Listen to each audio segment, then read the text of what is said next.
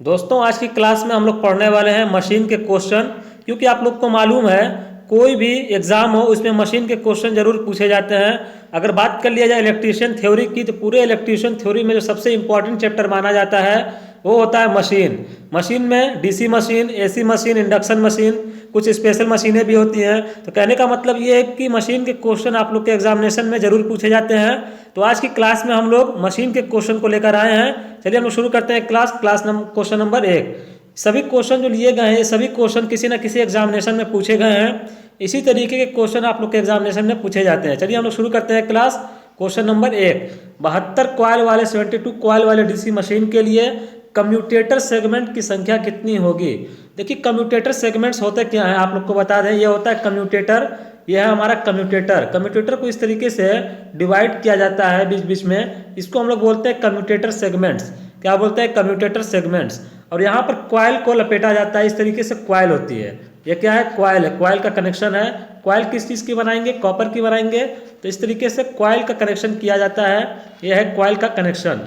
अब क्वेश्चन ये आया है कि कम्यूटेटर सेगमेंट की जो संख्या होती है कितनी होती है। तो देखिए 72 कॉइल दे दिया है ना, तो 72 कॉइल जब है तो आप लोग से एक क्वेश्चन ये भी पूछा जाता है कि जो हमारा कम्यूटेटर होता है उस पर जो कम्यूटेटर सेगमेंट्स होते हैं उसकी संख्या और कॉइल की संख्या में क्या रिलेशन होता है। हमेशा याद रखिएगा जितने सेगमेंट्स हो गए, देखिए 1 2 3 4 5 6 7, 7 सेगमेंट्स हैं तो 7 कॉइल है। 1 2 3 4 5 6 7, 7 कॉइल है। तो कभी भी क्वेश्चन ऐसा है तो आप लोग याद रखिएगा जितने भी कम्यूटेटर के सेगमेंट्स होंगे उतना ही नंबर ऑफ कॉइल्स होती है। क्वेश्चन तो एक ये कंप्लीट होगा कि नंबर ऑफ कॉइल्स और नंबर ऑफ सेगमेंट्स दोनों बराबर होते हैं। अब क्वेश्चन अगर आप लोग गौर से देखेंगे तो 72 कॉइल दिया हुआ है तो कम्यूटेटर सेगमेंट्स की संख्या क्या हो जाएगी? 72 ही होगी। यहाँ पे ऑप्शन नंबर सी सही हो जाएगा। अब क्वेश्चन 3 ये आता है कि कम्यूटेटर के जो सेगमेंट्स हैं उसको हम लोग डिवाइड जो कर रहे हैं, इंसुलेट कर रहे हैं, किस चीज़ से करते हैं। चलिए आगे हमने उसको क्वेश्चन को लिया, अभी हम लोग देखेंगे। तो यहाँ पर कितने कॉइल थे? 72। तो कम्यूटेटर सेगमेंट्स की संख्या क्या हो जाएगी? 72। अगला क्वेश्चन देख लीजिएगा, क्वेश्चन नंबर 2। डीसी मशीन में कम्यूटेटर सेगमेंट को किसके द्वारा अलग किया जाता है। अभी हमने इस क्वेश्चन को कंप्लीट किया है, वहाँ पर हमने बताया कि ये हमारा कम्यूटेटर होता है। कम्यूटेटर के सेगमेंट्स को इस तरीके से डिवाइड करते हैं और ये जो कम्यूटेटर के सेगमेंट्स होते हैं, जितने सेगमेंट्स होते हैं उतने ही कॉइल होती हैं। अब बात करेंगे हम लोग कम्यूटेटर के सेगमेंट्स जो डिवाइड कर रहे हैं इसको हम लोग किसके द्वारा करते हैं। देखिए इसको हम लोग करते हैं किसी इंसुलेटिंग मटेरियल के द्वारा। इंसुलेटिंग मटेरियल्स जो होते हैं वो कम्यूटेटर के जो कंडक्टर होते हैं उसको अलग करते हैं। तो यहाँ पे एल्यूमिनियम कॉपर तो हमारा एक कंडक्टर है, इससे हम लोग डिवाइड नहीं करेंगे। अब बात करते हैं माइका की और कागज़ की। ये दोनों इंसुलेटर है, आप लोग को मालूम है, कुचालक है। लेकिन यहाँ पर जो हम लोग उपयोग करते हैं कम्यूटेटर सेगमेंट के रूप में वो होता है माइका, जिसको अभ्रक के नाम से भी जाना जाता है। तो यहाँ पे ऑप्शन नंबर सी बिल्कुल सही। अगला क्वेश्चन देखिएगा, क्वेश्चन नंबर 3 में पूछा गया है निम्नलिखित में से कौन सा भाग डीसी मशीन में होता है लेकिन एसी मशीन में नहीं होता है। देखिए बहुत अच्छा क्वेश्चन है, कॉन्सेप्चुअल क्वेश्चन है, ये सब कॉन्सेप्ट पे आधारित क्वेश्चन है। अगर आप लोग डीसी मशीन, एसी मशीन पढ़े होंगे, हमारे चैनल पर सभी क्लासेस ली गई हैं। अगर आप लोग क्लासेस नहीं देखे हैं तो प्ले लिस्ट में सारी क्लासेस अवेलेबल हैं, आप लोग जाकर सारी क्लासेस देख लीजिए। आप लोग का इसी तरीके से सभी टॉपिक क्लियर होता चला जाएगा, क्योंकि हमने सभी टॉपिक पर लगभग क्लासेस कंप्लीट किए हैं। अगर और किसी टॉपिक पर आप लोग को क्लास चाहिए तो आप लोग कमेंट बॉक्स में बता सकते हैं, उस पर क्लासेस बना दी जाएंगी। चलिए क्वेश्चन 3 है कि निम्नलिखित में से कौन सा भाग डीसी मशीन में होता है लेकिन एसी मशीन में नहीं होता है। देखिए डीसी मशीन, यहाँ पर गौर करिए, एसी मशीन कहने का मतलब यह हुआ कि देखिए मशीन है तो इसमें स्टेटर तो होगा, कोई भी मशीन हो स्टेटर तो दोनों में होगा, वाइंडिंग भी होगा। विदाउट वाइंडिंग मैग्नेटिक फील्ड भी नहीं आएगा, आर्मेचर में वोल्टेज भी नहीं क्रिएट होगा। तो वाइंडिंग तो जरूर होगी जो कि कॉपर की बनाई जाती है। स्टेटर भी होगा। स्टेटर का मतलब क्या हुआ? कोई भी मशीन है, चाहे एसी मशीन है चाहे डीसी मशीन है, उसका जो बाहरी भाग स्टेटर होता है, स्थिर भाग होता है, इस पर पोल्स वगैरह क्रिएट किए जाते हैं, तो वो तो जरूर होगा। अब बात करेंगे शाफ्ट की, तो शाफ्ट भी होता है, शाफ्ट होगा। जैसे मान लीजिए एसी मोटर है या डीसी मोटर है, तो शाफ्ट नहीं होगा तो मोटर घूमेगी कैसे? तो शाफ्ट भी होगा, स्टेटर भी होगा, वाइंडिंग भी होगा।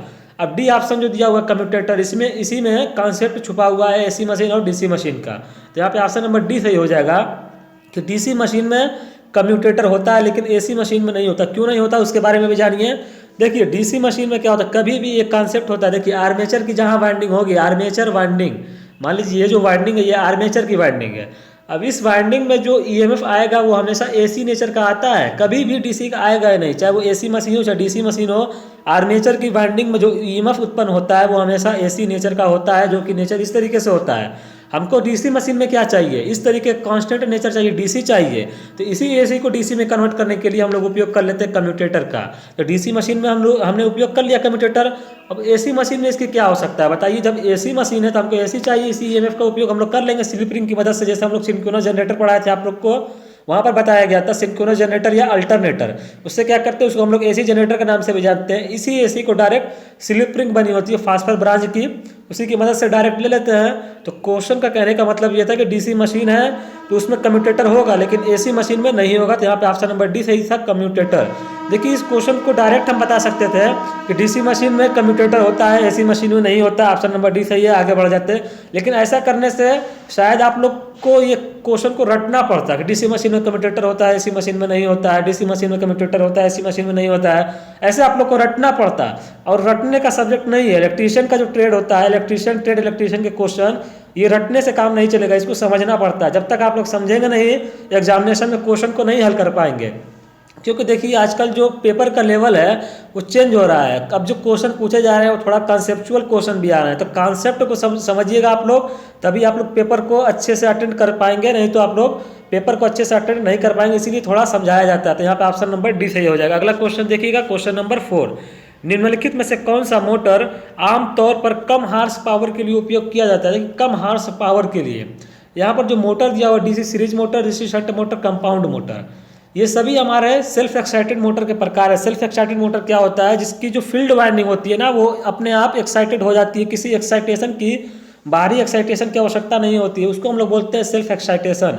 अगर हम लोग को सेपरेटली एक्साइटेशन मोटर होता तो वहाँ पर हम लोग को अलग से एक्साइटेशन देना होता है। तो यहाँ पे आमतौर पर जो कम हार्स पावर के लिए उपयोग की जाती है, ये जो डीसी सीरीज मोटर है, डीसी शंट मोटर है और डीसी कंपाउंड मोटर, ये मोटरें ज़्यादा हार्स पावर पर काम करती हैं, ज़्यादा बड़ी मोटरें होती हैं। यहाँ पे अस्थायी चुंबक डीसी मोटर, जिसको हम लोग परमानेंट मैग्नेट डीसी मोटर के नाम से जानते हैं, ये मोटर जो होती है ना कम हार्स पावर की होती है। इसका मतलब हो गया कि जैसे आप लोग को मालूम होगा कि मोटर की रेटिंग एचपी में भी होती है। एचपी को हम लोग हार्स पावर के नाम से जानते हैं। एचपी का मतलब होता है 1 एचपी बराबर होता है 746 वाट होता है, आप लोग को मालूम होगा।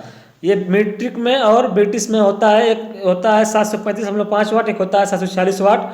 उसको भी किसी क्लास में कंप्लीट किया जाएगा। तो देखिए यहाँ पर जो क्वेश्चन ये था कि कौन सा मोटर आमतौर पर कम हार्स पावर के लिए उपयोग होगा, वो होगा अस्थायी चुंबक DC motor. Option number D सही। अगला क्वेश्चन देखिएगा, क्वेश्चन नंबर 5। निम्नलिखित में से कौन सी मोटर सेल्फ स्टार्टिंग नहीं है। देखिए सेल्फ स्टार्टिंग की बात किया जाए, DC series motor, squirrel cage induction motor, wound rotor induction motor, synchronous motor. तो अगर आप लोग मोटर पढ़े होंगे तो डीसी सीरीज मोटर हो, डीसी शंट मोटर हो, ये सेल्फ एक्साइटेड मोटर होती है। सेल्फ एक्साइटेड मतलब इसको कोई बाहरी एक्साइटेशन की आवश्यकता नहीं है।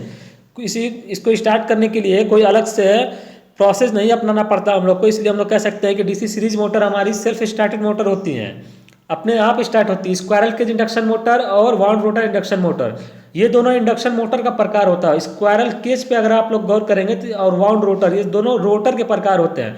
जैसे वाउंड रोटर का मतलब हो गया कि ये इस तरीके से रोटर होगा। स्क्वायरल केज जो होता है इसमें पिजड़े टाइप के होते हैं, इस तरीके से रोटर होता है दोनों। और जो होता है एंड रिंग लगी होती है, इस तरीके से स्लॉट्स कटे होते हैं, एंड रिंग होती हैं। तो कहने का मतलब ये था कि ये दोनों इंडक्शन मोटर के प्रकार हैं, और ये दोनों भी हमारे क्या होते हैं, सेल्फ स्टार्टेड होते हैं। अब बात कर लीजिए सिंक्रोनस मोटर की, तो ये सेल्फ स्टार्टेड नहीं है। तो यहाँ पूछा सेल्फ स्टार्टेड नहीं है, वो हो जाएगा सिंक्रोनस मोटर। अब देखिए सिंक्रोनस मोटर को स्टार्ट करने के लिए हम लोग क्या करते हैं, डैम्पर वाइंडिंग वगैरह उपयोग करते हैं। तो किसी क्लास में आप लोग को बताया जाएगा कि सिंक्रोनस मोटर को कैसे कैसे स्टार्ट कर सकते हैं हम लोग। क्वेश्चन आज का ये था कि सेल्फ स्टार्टिंग कौन सी मोटर नहीं है। सिंक्रोनस मोटर कभी भी सेल्फ स्टार्टेड नहीं होती, इसको सेल्फ स्टार्टेड बनाना पड़ता है। तो यहाँ पे ऑप्शन नंबर डी सही हो जाएगा। सिंक्रोनस मोटर को हम डबली एक्साइटेड मोटर के नाम से भी जानते हैं, क्योंकि इसके स्टेटर पर और रोटर पर दोनों पर सप्लाई देनी होती है। जब दो सप्लाई दे रहे हैं तो उसको हम लोग बोल देते हैं कि डबली एक्साइटेड मोटर है। सिंक्रोनस मोटर को हम लोग अलग अलग पावर फैक्टर पर इसके एक्साइटेशन को चेंज करके ऑपरेट करा सकते हैं। सभी क्वेश्चन हमने अपने क्लास में कंप्लीट कराया है। अगला क्वेश्चन हम लोग देखेंगे, क्वेश्चन नंबर 6।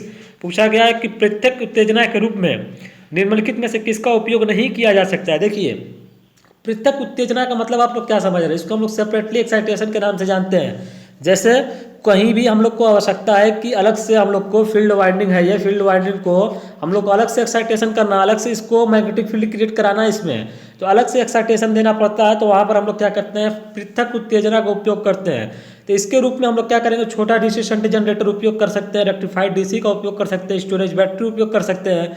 लेकिन सोलर का उपयोग नहीं होता। ऑप्शन नंबर डी सही हो जाएगा। सोलर का उपयोग एक्साइटेशन के रूप में सेपरेटली एक्साइटेशन या पृथक उत्तेजना के रूप में नहीं होता है। तो यहाँ पे ऑप्शन नंबर डी सही। अगला क्वेश्चन देखिएगा, 7 नंबर क्वेश्चन में पूछ लिया गया अगर डीसी सीरीज मोटर का फील्ड कनेक्शन टूट जाए तब मोटर पर क्या प्रभाव होगा। अब बताइए क्या होगा।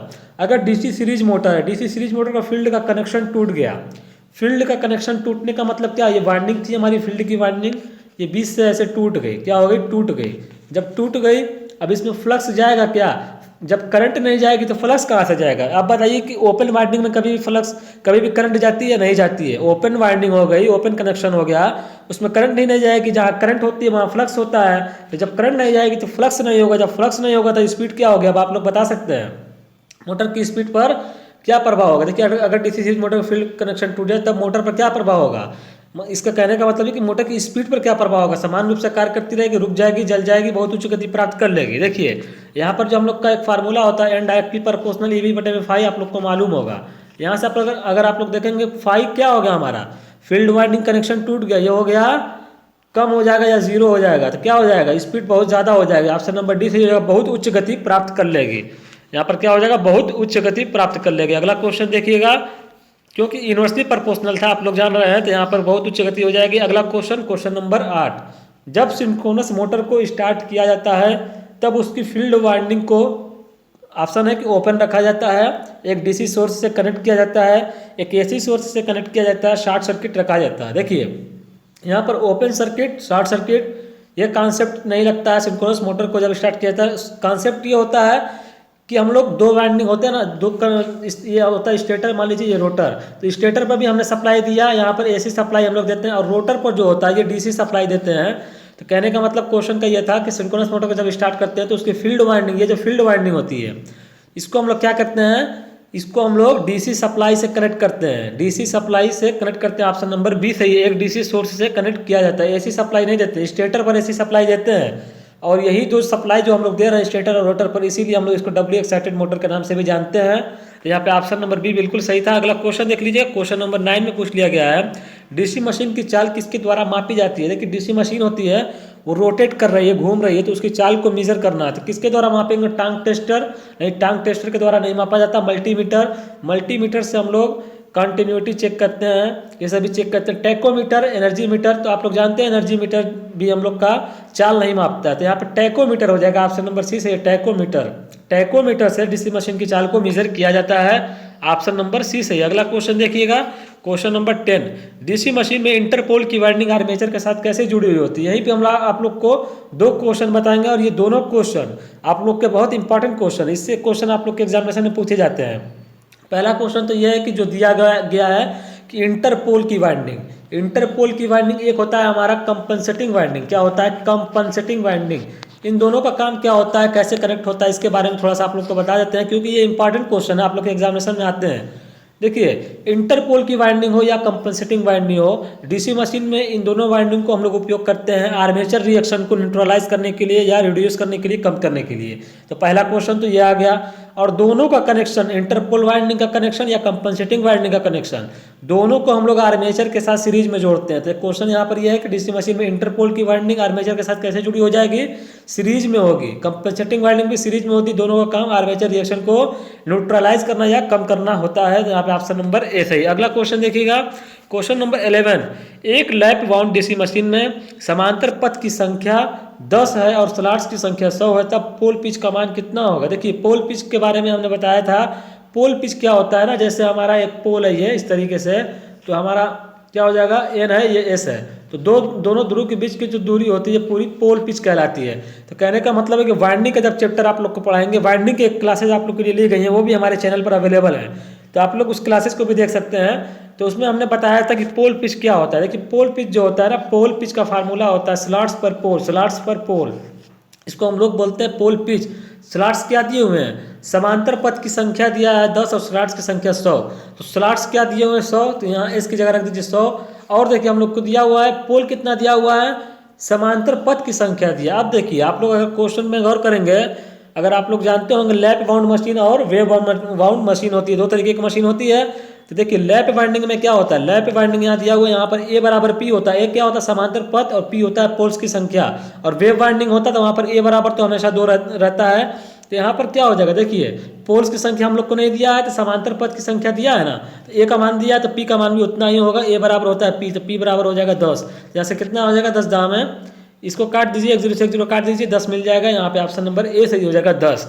तो पोल पिच का मान क्या हो गया, 10 हो गया। अगला क्वेश्चन देखिएगा, डीसी मशीन में इंटरपोल वाइंडिंग क्यों कनेक्ट की जाती है?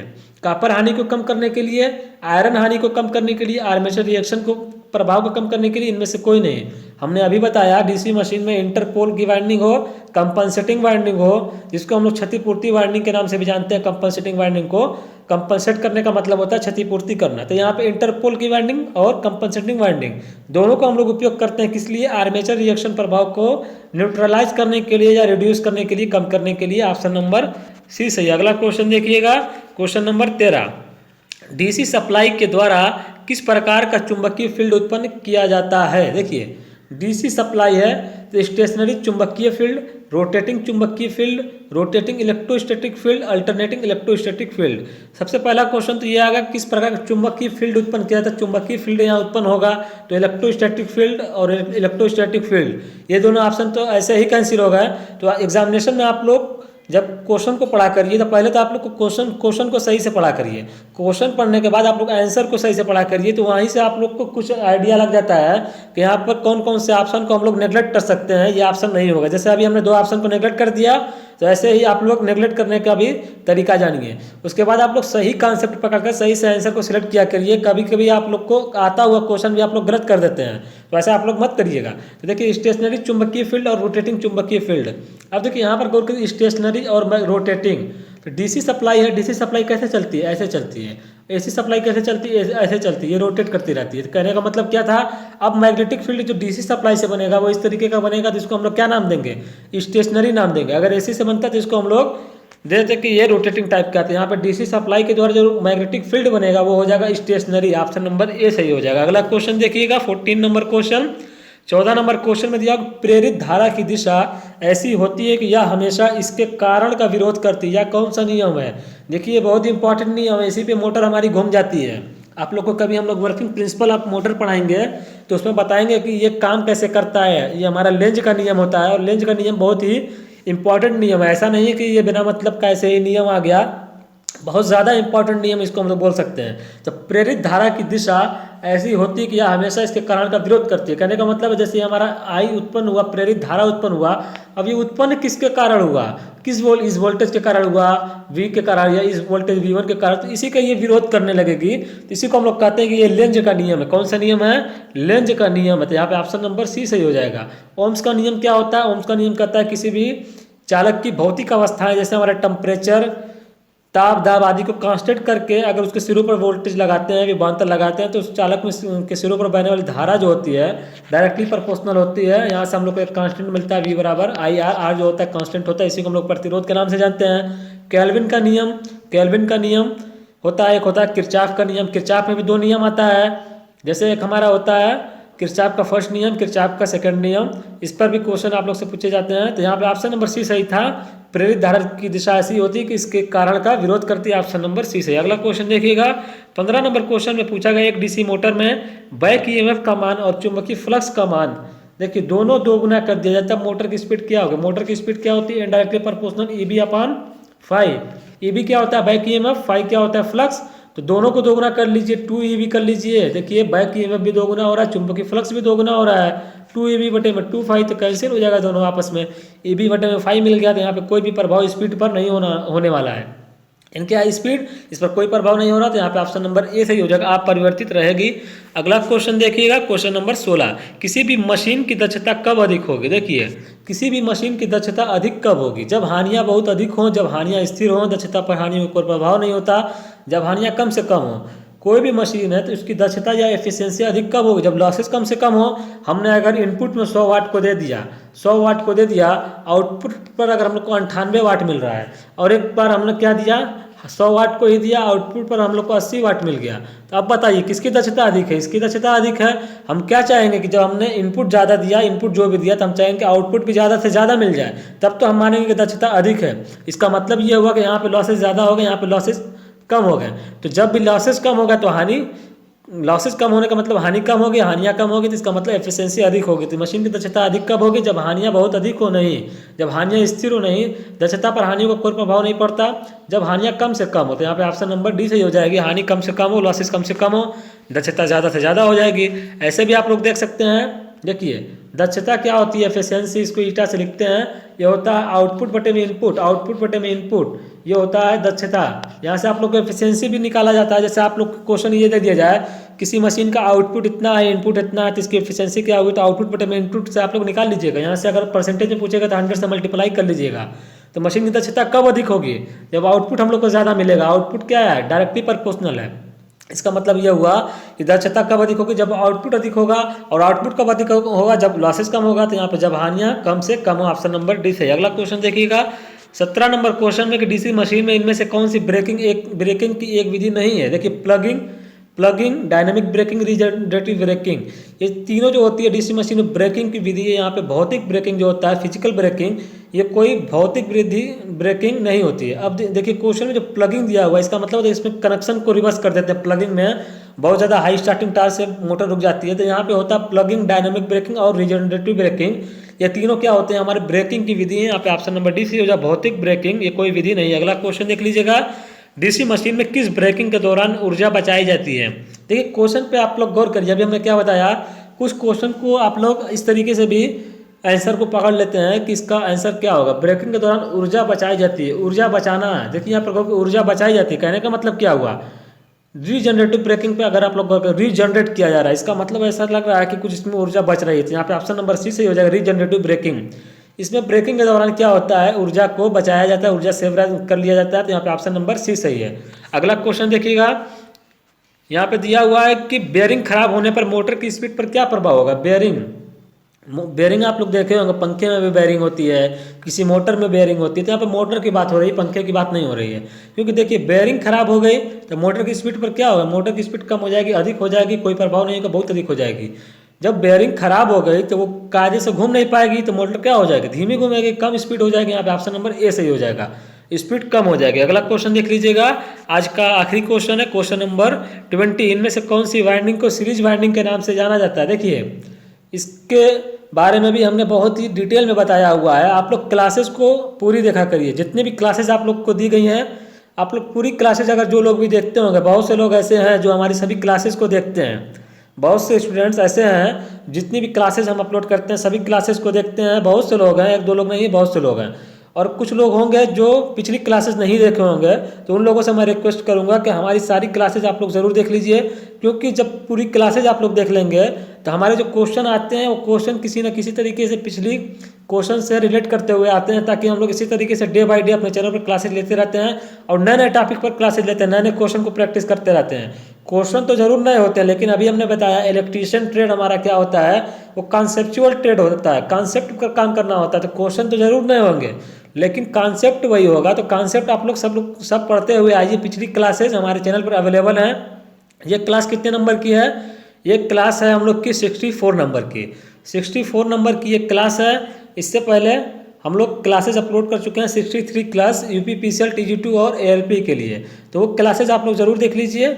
उसके बाद आप लोग ये क्लासेज जो देखेंगे आप लोग, तो आप लोग को लगेगा कि हाँ ये क्वेश्चन सभी अच्छे क्वेश्चन थे।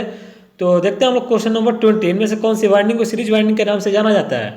चलिए इसको थोड़ा डिटेल में हम लोग यहाँ पर समझ ही लेते हैं कि सीरीज वाइंडिंग किसको कहेंगे, लैप वाइंडिंग को या वेब वाइंडिंग को, और समांतर वाइंडिंग किसको कहेंगे, यहीं पर हम लोग समझ लेते हैं। मान लीजिए 5 पोल की मशीन है, क्या है 6 पोल की मशीन है, 6 पोल, P बराबर दिया हुआ 6 पोल। इसका हम लोग को दोनों कनेक्शन करना है, एक लैप वाइंडिंग का कनेक्शन करना है और एक वेब बाइंडिंग का कनेक्शन करना है। चलिए दोनों का कनेक्शन करेंगे तो आप लोग को खुद ही नजर आएगा, खुद ही दिखेगा कि कौन सीरीज वाइंडिंग है और कौन समांतर वाइंडिंग है।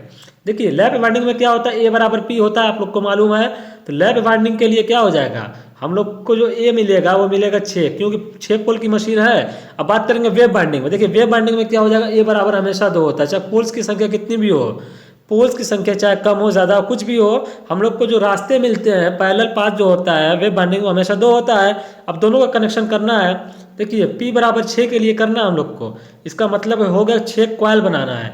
जब A बराबर 6 इसमें मिल रहा है, समांतर रास्ता 6 होगा, तो इसको 6 रास्तों में बांट दीजिए। इसका कनेक्शन इस तरीके से होगा, देखिए 3 4 5, देखिए कहीं भी कनेक्शन कर लीजिए, 5 और ये 6 बस समांतर में होना चाहिए। ये क्या होगा, लैप वाइंडिंग का कनेक्शन। अब वेव वाइंडिंग में देखिए 2 रास्ते मिल रहे हैं, तो यहाँ पर 2 रास्ते इस तरीके से होंगे, तो 3-3 का कनेक्शन करना होगा, 3 ऊपर और 3 नीचे, तभी तो 6 वाइंडिंग हम लोग कनेक्ट करेंगे, क्योंकि रास्ता तो 2 ही बनाना है। देखिए ये सीरीज में हो गए, ये समांतर में हो गए, ये सभी समांतर में। तो कहने का मतलब क्या हुआ, यहाँ पर सीरीज में कनेक्शन दिख रहा है, तो इसको हम लोग वेव वाइंडिंग को सीरीज वाइंडिंग के नाम से जानते हैं, और हम लोग लैप वाइंडिंग को समांतर वाइंडिंग के नाम से जानते हैं। तो आप लोग का ये कॉन्सेप्ट क्लियर हो गया होगा। अभी लैप वाइंडिंग और वेव वाइंडिंग पर बहुत से टॉपिक होते हैं, बहुत से क्वेश्चन पूछे जाते हैं, क्लास आप लोग के लिए बनाई जाएगी। देखिए क्लासेस जो होती हैं बनाने में थोड़ा टाइम लगता है, इसलिए आप लोग को डेली एक क्लास तो दी ही जाती है इसी तरीके से, और जितनी भी क्लासेस हमसे पॉसिबल होती है हम बना देते हैं आप लोग के लिए। तो इसी तरीके से डे बाय डे हम सभी कॉन्सेप्ट पर आप लोग की क्लास बनाएंगे। तो अभी लैप वाइंडिंग और वेव वाइंडिंग पर एक क्लास आप लोग के लिए किसी दिन बनाई जाएगी, उसमें बहुत ही डिटेल में बताया जाएगा लैप वाइंडिंग और वेव वाइंडिंग क्या होता है। इस पर बहुत से क्वेश्चन आते हैं, जब क्लास आप लोग के सामने आएगी तो आप लोग खुद देखेंगे, उस पर बहुत से नई नई चीज़ों को आप लोग सीखेंगे। तो यहाँ पर आपने समझ गया, आप लोग समझ गए कि कौन सी वाइंडिंग को सीरीज वाइंडिंग के नाम से जानेंगे, वो होती है वेव वाइंडिंग, और कौन सी वाइंडिंग को समांतर वाइंडिंग कहते हैं, वो होती है लैप वाइंडिंग। तो सीरीज वाइंडिंग पूछा है, तो यहाँ पर क्या हो जाएगा, wave winding. Option number B बिल्कुल सही है। तो दोस्तों आज की क्लास में इतना ही, उम्मीद है कि आप लोग को क्लास पसंद आई होगी। अगर क्लास पसंद आती हो दोस्तों तो हमारे चैनल को सब्सक्राइब जरूर कर लिया कीजिए। फिर मिलेंगे अगली क्लास में, आप लोग का बहुत बहुत धन्यवाद।